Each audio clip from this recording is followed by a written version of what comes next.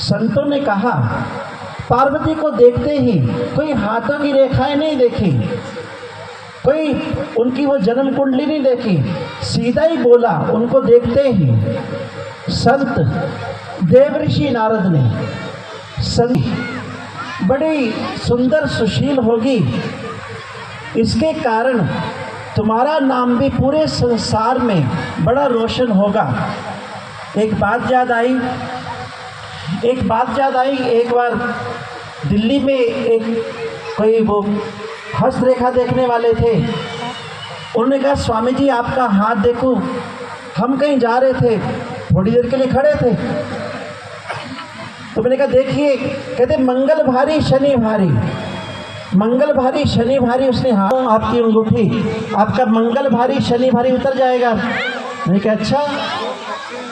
तो जैसे मैं बैठा तो हमने जोर से उसके गाल पे चपत लगाई, जैसे जोर से एक थप्पड़ लगाया उसके गाल पे। उसे गुस्सा आ गया, अरे मैं तो बता रहा हूँ मंगल भारी शनि भारी, आपने मेरे गाल पे चाटा क्यों मारा?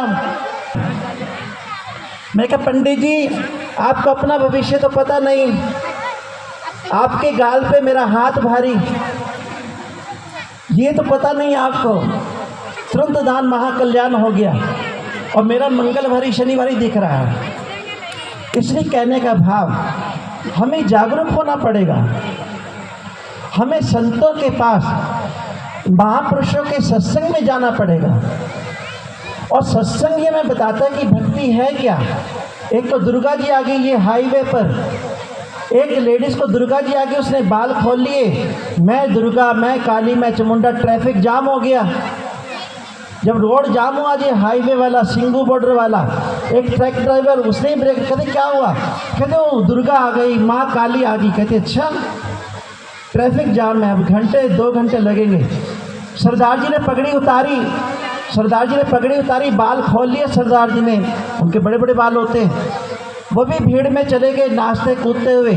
औरत तो उसको सिर, मेरी दुर्गा मैं काली, मैं दुर्गा मैं काली, वो सिर घुमा रही थी। सरदार जी भी नाचते गए, जोर से थप्पड़ मारा था। जैसे थप्पड़ मारा उसकी दुर्गा तो भाग गई, माँ काली भाग गई। कहती ये क्या हुआ? वो रोने लगी, मेरे थप्पड़ क्यों मारा, मेरे चाटर। सबने सरदार जी को पकड़ा, अरे सरदार जी क्या हो गया? पकड़ा उनको, भोले पकड़ा सरदार जी को। कहते क्या हुआ, आपने इसको मारा कि उसमें दुर्गा आई थी, काली आई थी। सरदार जी कहते मेरे पे भोला आ गया था, भोला।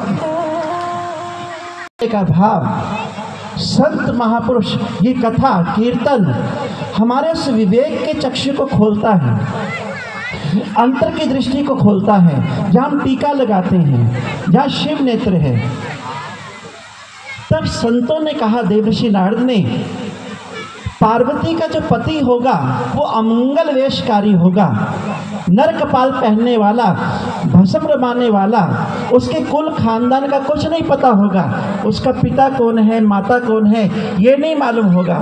और सच में किसी को आज, अगर आपकी बेटी तपस्या करे और तपस्या के द्वारा अगर ये भोलेनाथ की प्राप्ति कर लेती है, तब जाकर इसका जो दोष है वो भी गुण कहलाएगा। क्योंकि जो जो मैंने दूल्हे के दोष बताए हैं वो सब के सब भोलेनाथ में मिलते हैं, सब के सब उसमें विद्यमान हैं। जो ही ये सुना तब पार्वती की ओर माता पिता ने देखा, पार्वती ने हाँ में सिर हिलाया और तब संत देवर्षि नारद उसके कक्ष में ले गए, उसको तपस्या की विधि प्रदान की। तपो विधि प्रदान करते हैं और जैसे तपस्या की विधि पार्वती को दी, उसके अंदर वो प्रकाश किया, उसका वो शिव नेत्र खोला, तीसरी आंख खोली, पार्वती जंगलों में चली गई और हिरण की खाल पहनकर, मृगछाला पहनकर और नीचे मृगशाला बिछाकर कई वर्ष उसने तपस्या की। ये रामायण में लिखा है, ये शिव महापुराण में भी लिखा है। उसने 16 सोमवार नहीं किए, उसने कई वर्ष किया, कई साल पार्वती ने कड़ी तपस्या की, ध्यान किया, साधना की, पत्तों को सेवन करती थी, पेड़ पौधों को उनके पत्ते ग्रहण करती थी। कुछ समय बाद उसने पत्तों को भी छोड़ दिया, भोजन तो पहले ही छोड़ दिया था, पत्तों को भी छोड़ा, और पत्तों को छोड़ने के कारण बेल पत्र वगैरह सब उसने त्यागे। जो भी पत्ते वो खाती थी, सती का अगला जन्म जो पार्वती का हुआ है, अब वो अपर्णा कहलाई। पत्तों को छोड़ने के कारण निर्जला रही। निर्जला भी उसने व्रत किया, उसने जल भी छोड़ा, जल भी त्याग कर दिया। और जब उसकी ऐसी कड़ी तपस्या देखी, शरीर सूख गया, बालों की जटाएं बन गई, पीला बदन पड़ गया, तब आकाशवाणी हुई। आकाशवाणी होती है, हे पार्वती, मैं तेरी तपस्या से बड़ा प्रसन्न हूँ। विष्णु ने आकाशवाणी की। भगवान विष्णु आकाशवाणी करते हैं, हे पार्वती, मैं तेरी तपस्या से बड़ा प्रसन्न हूँ, तेरे भोलेनाथ तुझे अवश्य मिलेंगे। और जब सप्तऋषि आएंगे तो इस आकाशवाणी को सत्य मानना। जब 7 साधु तेरे पास आएंगे और आकाशवाणी बंद हो गई, पार्वती फिर आंखें बंद करके ध्यान में बैठ गई, तपस्या में फिर लीन हो गई। इधर भोलेनाथ को विष्णु जी ने मनाया कि ताड़कासुर को मारना है, और ताड़कासुर को मारने के लिए तुम्हें पार्वती से विवाह करना होगा, तभी तुम्हारे पुत्र होगा, क्योंकि ताड़कासुर को ये वरदान है, शिव का पुत्र ही उसे मारेगा। भोलेनाथ राजी हुए, मैं आपकी आज्ञा अनुसार शादी कर लूँगा पार्वती से। इतने में विष्णु जी गायब हो गए, अदृश्य हो गए। सप्तऋषि आए, सप्तऋषियों को पार्वती की परीक्षा के लिए भेजा। 7 साधु पार्वती की परीक्षा के लिए गए और पार्वती को बड़ा प्रलोभन दिया। उसका माता पिता नहीं है, वो शमशान में रहता है, वो बर्फ में रहता है, वो मांग के खाता है, भिखारी है। बहुत कुछ उसे कहा, हम तेरे लिए एक बढ़िया सुंदर वर ढूंढ चुके हैं, उस सुंदर वर से तेरी शादी होगी।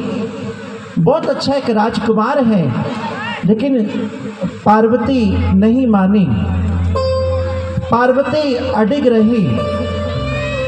पार्वती ने कहा, मैं शादी करूंगी तो भोलेनाथ के साथ ही, शिव के साथ ही, मैं किसी और को नहीं वरूंगी। पार्वती ने यही कहा, जन्म कोटि लग रगर हमारी, ओ दरहु न संभु तरह हो तुम्हारी। राम सिया राम सिया राम राम सिया राम जय जय राम। सजहु न नारद कर उपदेशु, ओ आप कहें सतबार महेशु। राम सिया राम जय जय राम। हम बोले राम सिया राम जय जय राम। हम बोले राम सिया राम जय जय राम। सिया राम जय जय राम। सिया राम जय जय राम। सप्तऋषि बड़े प्रसन्न हुए। पार्वती की ऐसी अडिगता को देखते हुए, अटूट विश्वास कि मैं शादी करूंगी तो भोलेनाथ से करूंगी, नहीं तो मैं कुंवारी रहूंगी। आप ये लालच मुझको मत दीजिए। किसी प्रलोभन में, किसी लालच में वो नहीं आई। और सप्तऋषि कहते हैं, हम तो आपकी परीक्षा ले रहे थे, हमें तो भोलेनाथ ने भेजा था कि पार्वती की परीक्षा लो। अगर परीक्षा में वो उत्तीर्ण हो जाए, अर्थात वो सफल हो जाए, तो उसके पिता से कहना, राजा हिमाचल से, राजा हिमवान से अपनी बेटी को जंगल से ले आए, हम जल्द ही बारात लेकर आ रहे हैं। वहीं पर सप्तऋषि पहुंचे, हिमाचल नगरी। पिता से मिले और उन्होंने पंडितों को बुलाकर लगन पत्रिका तैयार करवाई। लगन पत्रिका तैयार हुई, शादी की तारीख तैयार की जाती है, इस तारीख को शादी होगी, इस रोज वहाँ बारात पहुँचेगी कैलाश पर्वत से हिमाचल की ओर। और लगन पत्रिका लेकर यहाँ चल पड़ते हैं वो देवलोक की ओर। और देवलोक में ब्रह्मा जी ने भोलेनाथ को शादी के लिए मना लिया। कामदेव की दहन के बाद कामदेव को जब उन्होंने जलाया, उनकी समाधि भंग हुई। तब उन्होंने कहा, जब अब रति पे प्रसन्न हैं और रति को वरदान दिया है तुझे, द्वापर काल में कृष्ण का बेटा प्रद्युम्न कामदेव दोबारा आके मिलेगा। हे भोलेनाथ इतने दयालु, हे आशुतोष भगवान इतने दयालु, अभी कामदेव को जलाया है, उसने आपकी समाधि को भंग किया और आपने रति को वरदान दिया उसकी पत्नी को कि तेरा पति तुझे द्वापर काल में द्वारा मिलेगा। द्वापर युग में जब कृष्ण का अवतार होगा तो कृष्ण का बेटा प्रद्युम्न बनकर तेरा पति कामदेव भी आएगा, तो कामदेव तुझे स्वश्री प्राप्त हो जाएगा। प्रद्युम्न के रूप में तेरी शादी दोबारा उससे हो जाएगी और आज से तेरा पति कामदेव अनंग होगा, बिना ही शरीर को सबके व्यापेगा। और उसे वरदान दिया। हे भोलेनाथ, ब्रह्मा जी ने कहा, अगर आप रति पे प्रसन्न हैं तो सती पे क्यों नहीं? सती भी पार्वती बनकर आई है और बहुत तपस्या की है। नारद को गुरु मानकर आप पार्वती को भी अंगीकार करें, पार्वती से भी शादी करें। तब भोलेनाथ ने विष्णु की बात को याद करते हुए कहा, मैं शादी के लिए तैयार हूँ, आप शादी के लिए तैयारियां करिए। आप शादी के उत्सव के लिए पूरा आप तैयारियां शुरू कर दीजिए। और सब ने तैयारियां शुरू कर दी, सब अपना हार श्रृंगार कर रहे हैं, देवियां हाथों में मेहंदी लगा रही हैं। क्यों? क्योंकि पार्वती की शादी है। भोलेनाथ बारात लेकर आएंगे, सब और तैयारियां हो रही हैं। इधर से बारात जाएगी, उधर भी सब बड़े प्रसन्न हैं। पार्वती के नगर में पार्वती को जंगल से वापस ले आए हैं उनके पिता। सभी देवी देवता तैयार हो रहे हैं। देवी देवता तो क्या, हाथी घोड़ों को भी तैयार किया जा रहा है, रथ, सुंदर रथ, क्योंकि भोले की बारात है। सब तैयारी कर रहे हैं, हलवाई लगे हैं, सब लड्डू, मिष्ठान, जलेबी, बहुत पकवान बन रहे हैं। लेकिन एक गलती हो गई, किसकी तैयारी नहीं कर रहे हैं? वो दूल्हे राजा को ही तैयार नहीं कर रहे हैं। भोलेनाथ देखते हैं, अरे भाई ये क्या हो गया टार्जन कॉलोनी वालों को, ये गंगाराम कॉलोनी वालों को क्या हुआ? सब मेरी बारात में जाने को तैयार हैं। गणेश उत्सव है, गणपति उत्सव है, कल गणपति का विसर्जन है, बहुत गणेश की 10 दिन मूर्तियां स्थापित होती हैं। गंगाराम कॉलोनी, टार्जन, सब कॉलोनी वाले, सब प्रेमी, अरे गणेश का बाप तो मैं ही हूँ। लेकिन भोलेनाथ को कोई मेकअप नहीं कर रहा है, सब अपनी अपनी तैयारी कर रहे हैं। कोई लेडीज ब्यूटी पार्लर में जा रहा है, कोई जेंट्स ब्यूटी पार्लर में जा रहा है, लेकिन कोई भोलेनाथ का मेकअप नहीं कर रहा। भोलेनाथ कहते हैं, अरे मैं दूल्हे राजा हूँ। दूल्हे राजा को तैयार करना है कि नहीं करना? क्या होता है आपके उत्तर प्रदेश में? उत्तर प्रदेश में दूल्हे का तैयारी की जाती, दूल्हे की भी। उत्तर प्रदेश में, पूरे बिहार में, पूरे भारत में, विदेशों में भी, सब जगह, अमेरिका, इंग्लैंड, ऑस्ट्रेलिया, कहीं भी हो, दूल्हे का भी मेकअप होता है, दूल्हे का श्रृंगार। शिव जी कहते हैं, भाई मेरा श्रृंगार कौन करेगा? मुझे तो कोई श्रृंगार नहीं कर रहा है। तो उस समय कुछ गण आकर भोलेनाथ का श्रृंगार करने लगते हैं। सज रहे दूल्हे राजा,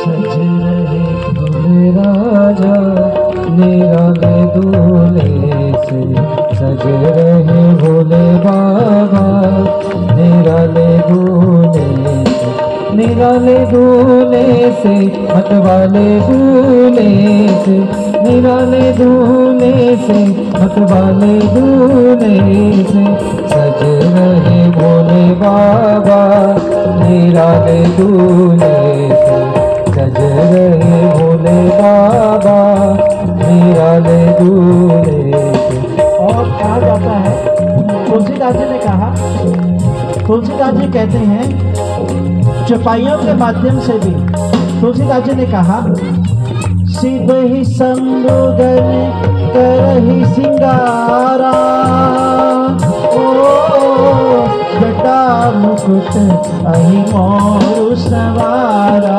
राम सिया राम, सिया राम जय जय राम, राम सिया राम जय जय राम।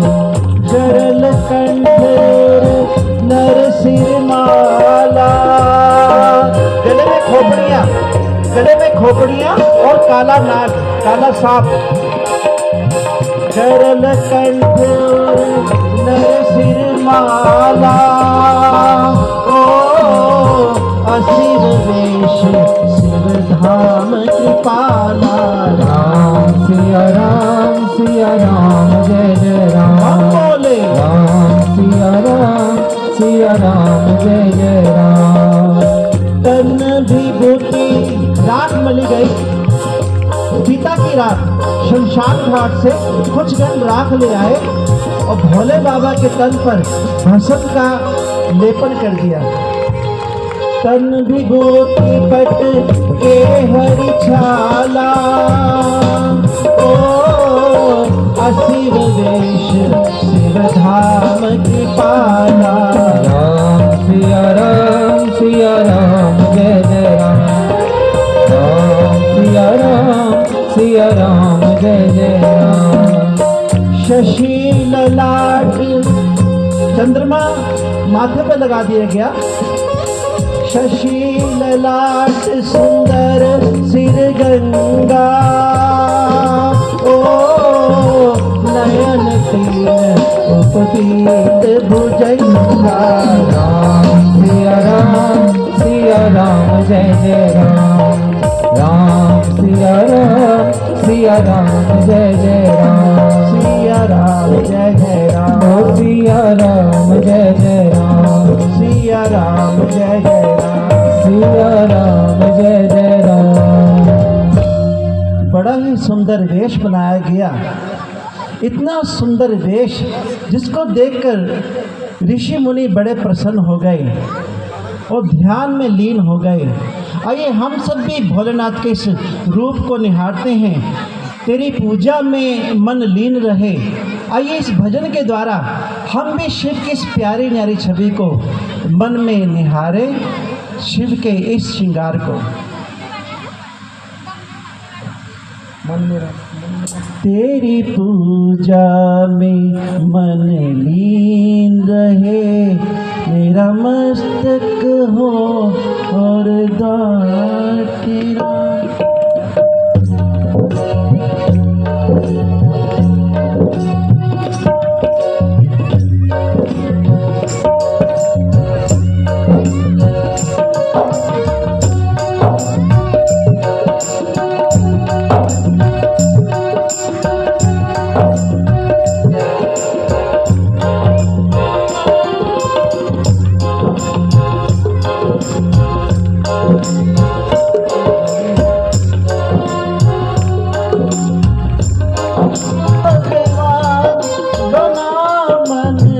मंदिर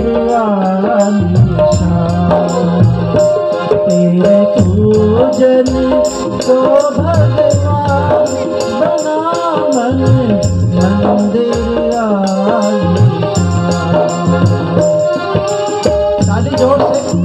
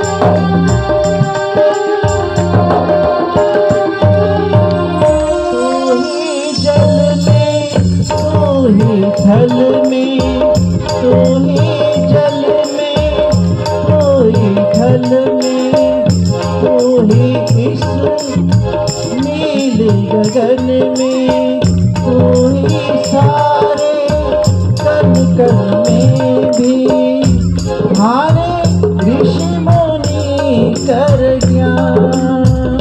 तेरा रूप अनूप महान, तेरा रूप अनूप महान, बना मन मंदिर आलीशान।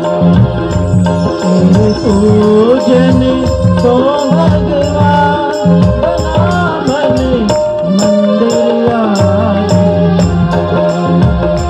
तेरे पूजन तो भगवान, बना मन मंदिर आलीशान, बना मन मंदिर आलीशान।